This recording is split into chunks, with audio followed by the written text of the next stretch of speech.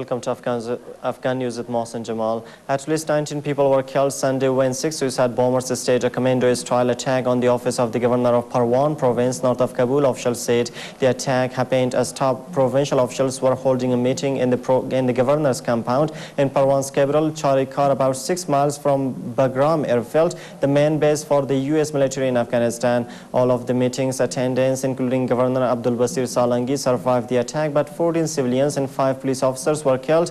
Ziaur Rahman Said Kheli, a senior police official for the province, said. Another official said at least 20 people were wounded.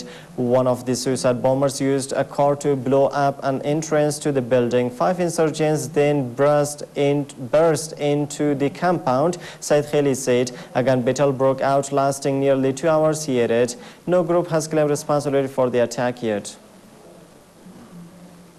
At least 18 Taliban militants were killed and 31 detained in a day-long operation in Afghanistan, the Interior Ministry said on Sunday. The Afghan National Police, in collaboration with the Afghan National Army, the National Directorate of Security and the International Security Assistance Force, launched 10 joint operations in Kabul, Nangarhar, Helmand, Kandahar, Zabul, Paktika, Baghlan, Paktia, and Farah provinces, the ministry said in a statement.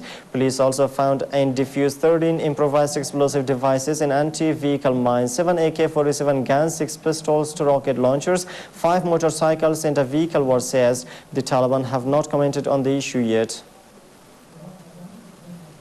Millions of pounds of British taxpayers' money is ending up in the hands of the Taliban and corrupt Afghan officials, a report by the International Crisis Group has revealed. The Telegraph quoted the report as saying that about 10% of foreign aid was being paid as bribes and protection money to the Taliban and officials in Kabul. Reports also suggest that British Prime Minister David Cameron has vowed to give £710 million to Afghanistan alone over the next 4 years. That could lead up to £70 million of British money falling into the hands of the insurgent group. The Department for International Development spent £102 million on aid to Afghanistan in the last financial year, but this will rise to £178 million this year. Of these totals, 16% goes to Helmand province, where British troops operate, the paper added.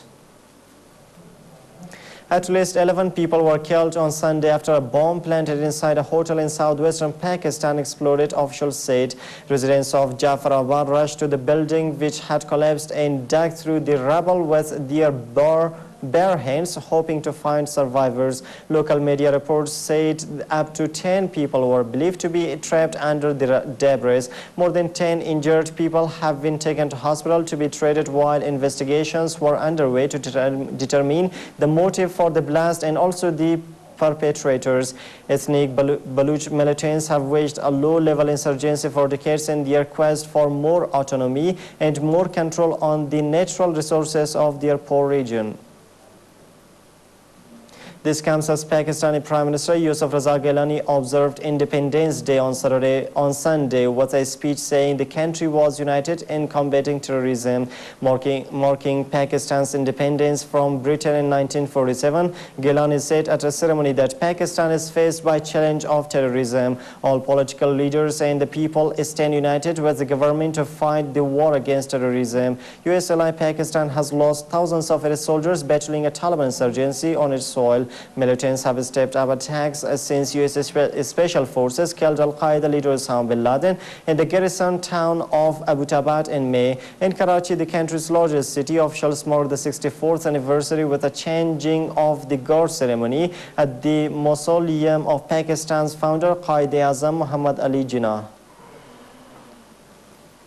At least 4 people have been killed and 15 injured after Syrian warships and tanks opened fire on the port city of Latakia in 2 residential districts, activists have said. Sunday's deaths were reported a day after armed forces killed at least 5 people and several were injured in the northern city. In Damascus, activists reported a siege on Saaba, east of the capital, on Sunday in an attempt to prevent funeral processions for 2 people who were killed on Saturday night. Shooting and explosions were heard in another neighborhood in Slave Bay on Saturday, according to the London-based Syrian Observatory of Human Rights and local coordination committees. Also on Saturday, scores of security agents and pro-government thugs entered the town of Qusayr near the border with Lebanon and several nearby villages, arresting scores of residents. Rami Abdul Rahman, chief of the SOHR, said.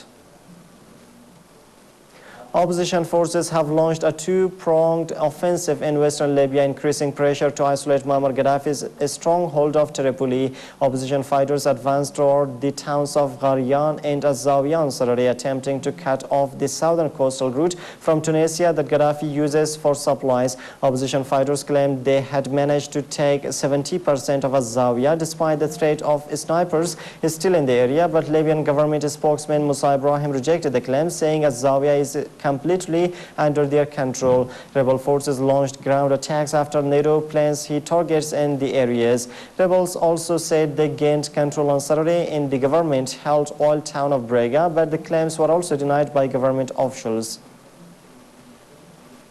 Habib al-Adli, Egypt's former interim minister, has reappeared in court for the continuation of his trial, which began in April. Adli's attendance in court was screened on Egyptian state television on Sunday as he faced charges regarding his alleged use of violence during the Egyptian uprising earlier this year. The former minister and 6 senior security officials are accused of giving orders that led to the killing of about 850 demonstrators.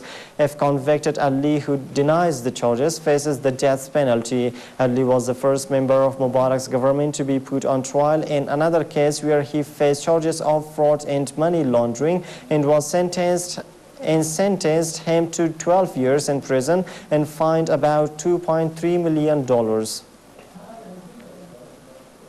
And that U.S. Congresswoman and Republican presidential candidate Michelle Bachmann won the Iowa straw poll on Saturday in the first big test of the 2012 Republican presidential campaign, as Texas Governor Rick Perry launched a White House bid that could reshape the race. Bachmann, a representative from Minnesota, narrowly edged out Ron Paul and rolled over the rest of the field to capture the non-binding mock election, an early gauge of strength in the state that holds the first 2012 Republican nominating contest.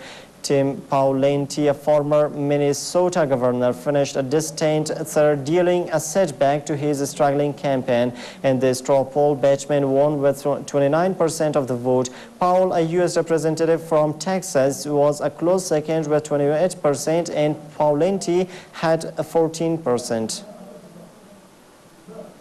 And that's all for now. Thanks for staying with us.